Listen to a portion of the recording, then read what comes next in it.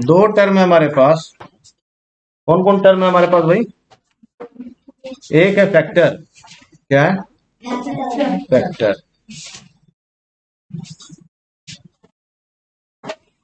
और एक होता है मल्टीपल्स। क्या होता है? ठीक है, ये दो टर्म है हमारे पास। फैक्टर को हिंदी में अपवर्तक बोलते हैं, है ना। और मल्टीपल्स जो है इसको अपवर्त्य बोलते हैं। तो जो भी लोग हिंदी में समझ रहे हैं वो अपवर्त्य को मल्टीपल समझेंगे, और जो लोग अपवर्तक समझ रहे हैं वो फैक्टर्स, एक ही चीज। ठीक है, कोई दिक्कत है भाई? बहुत अच्छा। अब फैक्टर क्या होता है इसको समझते हैं।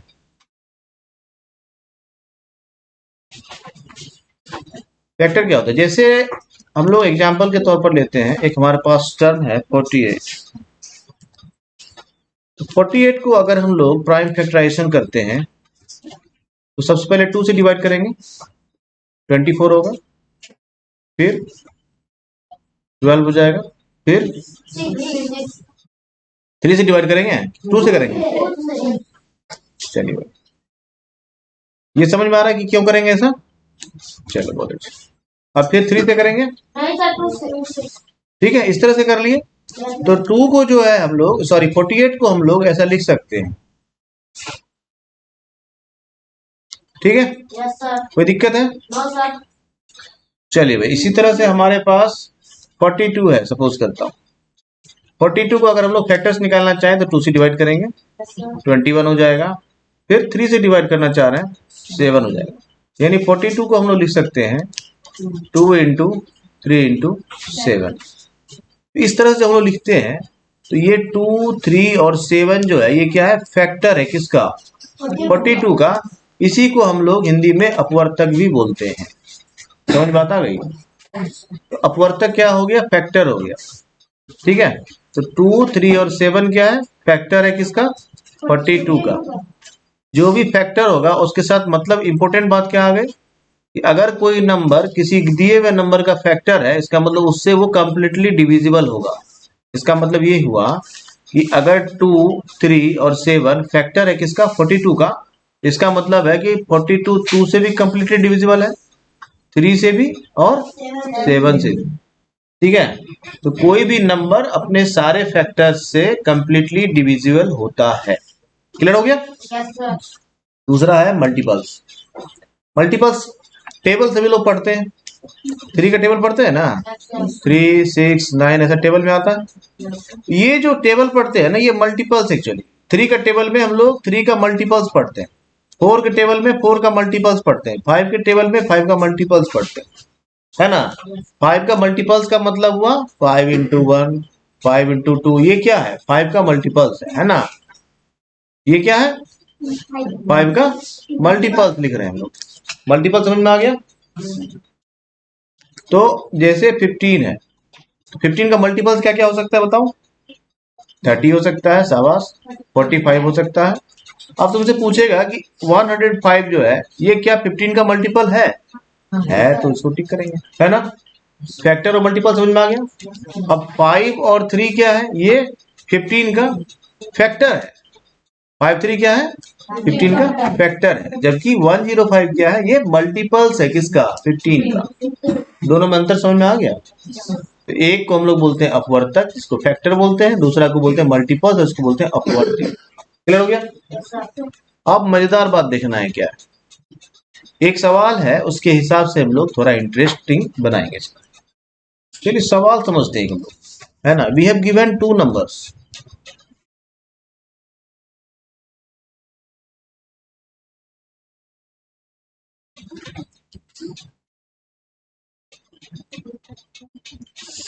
To numbers, let A and B. 2 number है हमारे पास, ए एंड बी। अब क्या कह रहा है कि अगर बी जो है वो ए का अपवर्त्य है। अपवर्त्य मतलब क्या हो गया? अभी जस्ट समझाया था, मल्टीपल्स नहीं। थोड़ा सा हिंदी में कंफ्यूजन होता है, लेकिन कई बार जब हिंदी में सवाल आता है तो हम लोग परेशान हो जाएंगे, इसलिए ध्यान रखना है इसको, है ना। अपवर्त्य जो है ये क्या है? अपवर्त्य जो ये क्या है? मल्टीपल्स है।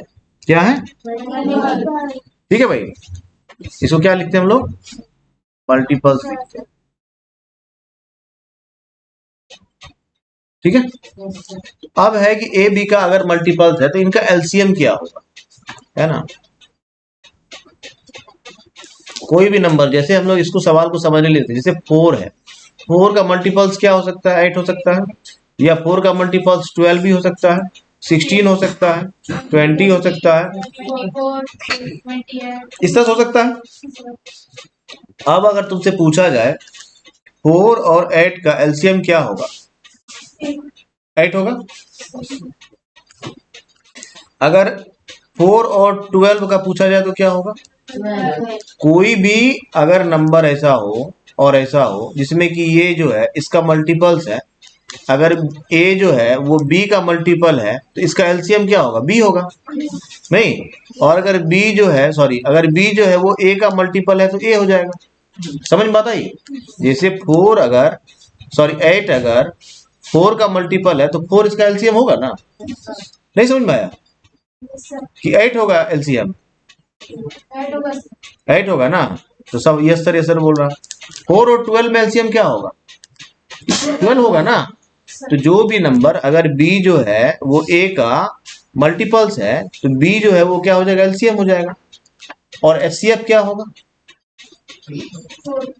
4 हो जाएगा। ठीक है। तो अगर कोई set of numbers a and b ऐसा गिवन है जिसमें कि कोई भी एक नंबर दूसरे का मल्टीपल्स है, अपवर्त्य है, तो उस केस में अगर a, देखो मल्टीपल्स है तो कोई ना कोई छोटा हो, कोई ना कोई बड़ा होगा।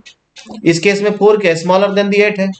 तो अगर ऐसा केस है कि a जो है वो स्मॉलर देन b है तो इसका मतलब क्या है कि b जो है वो मल्टीपल्स है a का। समझ बात आ गई? इस केस में a जो है वो HCF होता है और b जो है वो क्या होता है? LCM होता है। कोई दिक्कत है?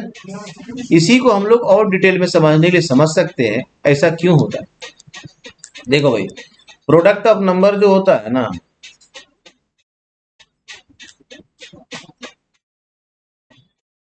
प्रोडक्ट ऑफ नंबर्स जो होता है, सपोज करते हैं ए और बी है तो ए इंटू बी जो है ये इक्वल होता है LCM of A and B into HCF of A and B.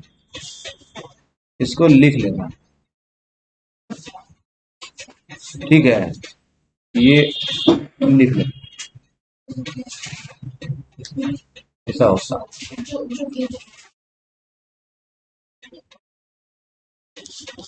आप देखो यहां से भी इसको समझ सकते हैं बहुत आसानी से। कैसे समझ सकते हैं? अब देखना भाई, अगर इनका HCF जो है, ध्यान देना यहाँ, क्योंकि A एंड B जो है यानी प्रोडक्ट ऑफ नंबर्स जो होता है ये इक्वल होता है किसके? HCF of both the numbers into LCM of both the numbers. अब ध्यान देना है, अगर इसका HCF A है LCM क्या होगा? B ही होगा ना। क्यों? अब ध्यान देना यहाँ पर कि अगर प्रोडक्ट ऑफ नंबर्स हमारे पास दिया हुआ है A and A into B है, अगर हमको एलसीएम निकालना है तो एलसीएम निकालने का जो तरीका पहले से हम लोग जानते हैं वो तो है ही, प्राइम फैक्टराइजेशन मेथड से और डिवीजन मेथड से। नहीं, दूसरा तरीका हमारे पास क्या है? एचसीएफ निकालने का वही तरीका है। दूसरा तरीका हमारे पास, अगर एलसीएम फाइंड करना है, एलसीएम जो है इसका फॉर्मूला होता है ए इंटू बी यानी product of numbers by HCF. ठीक है। उसी तरह से इसको ध्यान रखना भाई, जिनको नहीं पता है लिख लेना है इसको, है ना। उसी तरह से हम लोग एलसीएम भी निकाल सकते हैं, उसी तरह से हम लोग एचसीएफ भी निकाल सकते हैं। एचसीएफ का फॉर्मूला होता है product of numbers by LCM, है ना। तो इस तरह से हम लोग एचसीएफ फाइंड कर सकते हैं। ठीक है। तो अगर किसी का एलसीएम बी है तो एचसीएफ ए हो जाएगा, अगर किसी का एचसीएफ ए है तो एलसीएम बी हो जाएगा। समझ में आता ही? देखिए भाई यहां ध्यान देना थोड़ा सा। अब यहाँ ए और बी के केस में जैसे यहाँ पर हम लोग क्या देखे कि 4 और 8, चलिए इसको थोड़ा समझते हैं हम लोग। ठीक है। जैसे यहाँ पर हम लोग क्या देख रहे हैं कि हमारे पास दो नंबर है, एक है 4 एक है 8। 8 जो है वो क्या है, मल्टीपल है किसका, 4 का। तो इस केस में हम लोग 4 को ले लेते हैं अगर a, और 8 को ले लेते हैं अगर b, तो प्रोडक्ट ऑफ नंबर्स हमारे पास क्या हो जाएगा, a इंटू बी क्या हो जाएगा, 32 हो जाएगा। ये समझ में आया सबको। अब है हमारे पास 4 और 8 का एलसीएम क्या हो जाएगा, एलसीएम हो जाएगा 8। एलसीएम क्या हो जाएगा, 8 नहीं हो जाएगा। देखो 4 और 8 का एलसीएम निकाल के देख लो, इस तरह से करेंगे तो क्या हो गया, 8 हुआ ना एलसीएम। ऐसा केस में जब भी कोई नंबर एक दूसरे का मल्टीपल्स होता है तो greater number will B LCM of smaller and greater number both. ठीक है, तो हमारा प्रोडक्ट ऑफ नंबर्स क्या है यहाँ पर 32, एलसीएम क्या है 8, एचसीएफ क्या होगा, एचसीएफ को हम लोग इस फार्मूला से निकाल सकते हैं, है ना। एचसीएफ के लिए फार्मूला क्या है, A into B by LCM. A into B क्या है 32, तो 32 एलसीएम कितना है हमारे पास 8, एचसीएफ कितना हो गया 4 निकला ना। सिमिलरली अगर इसका हम एलसीएम पहले से निकाल के रखे हैं, मान लो सॉरी एचसीएफ निकाल करके रखे हैं, जैसा मान लो कि एचसीएफ निकाल करके रखा हूं, एचसीएफ कितना हो जाएगा इसका 4 हो जाएगा ना भाई। जब 4 से डिवाइड करोगे 8 को तो 2 टाइम्स में 8 हो जाएगा ना, रिमाइंडर 0 आ गया ना, ये सीधा एचसीएफ नहीं हो जाएगा। एचसीएफ हो गया 4, तो एलसीएम कैसे निकालेंगे, एलसीएम का फॉर्मूला हमारे पास क्या है, A into B by HCF. A into B कितना है 32 बाई एचसीएफ कितना है 4, 8 निकला ना। ऐसे केस में समझ में आया ये क्यों लिखा हूं, नहीं समझ में आया तो बोलो फिर समझाऊंगा, नहीं समझ में आया थोड़ा सा इसको और समझिए, थोड़ा सा और अच्छे से समझते हैं। अब हम लोग इसको ए एंड बी के टर्म में समझेंगे थोड़ा सा। चलिए भाई, तो हम लोग जो है प्रोडक्ट ऑफ नंबर जो है उसको ए इंटू बी ही लिखते हैं। ठीक है, इस केस में अब इसको हम लोग जो वैल्यू लिए हैं वैल्यू को छोड़ करके लिख रहे हैं, तो प्रोडक्ट ऑफ नंबर हमारा क्या होगा ए इंटू बी हो गया, और इसका एलसीएम क्या हो गया, एलसीएम क्या हो गया, देखो इसको ए एंड बी था, इस केस में हम लोग क्या किए थे, इसको ये स्मॉलर नंबर था ये ग्रेटर नंबर था। ठीक है, तो इफ यहां लिख लेता हूं, if B is greater than A, B greater than A लिखने का मतलब है कि B is multiples of A. ठीक है, इस केस में greater number will be the LCM, तो कौन सा एलसीएम हो जाएगा बी हो जाएगा, शाबाश। एचसीएफ क्या हो जाएगा कौन बताएगा, ए हो जाएगा। ये समझ में आ गया। अब देखो इसको हम लोग अब सिंबल में समझ सकते हैं। अगर हमको एलसीएम निकालना है, एलसीएम निकालना है, एलसीएम फॉर्मूला क्या हो जाएगा A into B by HCF. HCF क्या है हमारा ए बाई एचसीएफ, तो हमारा हो गया ए इंटू बी बाई ए। ये क्यों लिख रहा हूं समझ में आ रहा है सबको। अब देखो ये ए और ये ए कैंसिल हो जाएगा, क्या बचा बी बचा, एलसीएम क्या निकला हमारा निकल गया ना। जिसको नहीं समझ में आएगा बताना, ए निकल गया ना बी। अब देखो फिर एचसीएफ निकाल के देखते हैं यहां से। एचसीएफ का क्या फार्मूला हमारे पास A into B B by LCM, A into B by LCM कितना है हमारे पास बी। ये अब बी और बी कैंसिल हो जाएगा, होगा नहीं होगा, ये और ये कैंसिल हो गया, क्या बचा ये बचा ना। देखो ये क्या है हमारा पहले से था ना, तो निकल गया सीआर ये। तो इस तरह से अगर कोई टू नंबर्स जब एक दूसरे का मल्टीपल्स हो तो उसमें जो ग्रेटर नंबर है वो हमेशा एलसीएम होता है और स्मॉलर नंबर हमेशा एचसीएफ होता है। समझ में आया।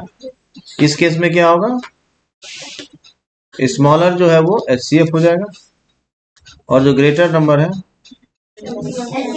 वो एलसीएम। समझ में सभी लोगों को आया, बहुत बढ़िया।